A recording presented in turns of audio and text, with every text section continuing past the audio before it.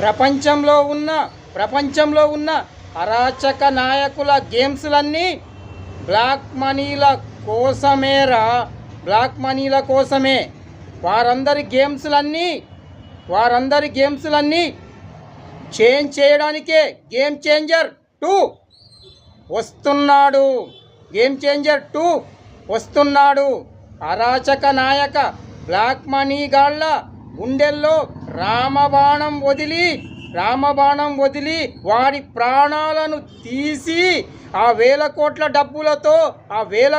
డబ్బులతో దేశంలోని అనాథలందరికీ నిత్యాన్నదానం చేయడమే గేమ్ చేంజర్ 2 లక్ష్యం.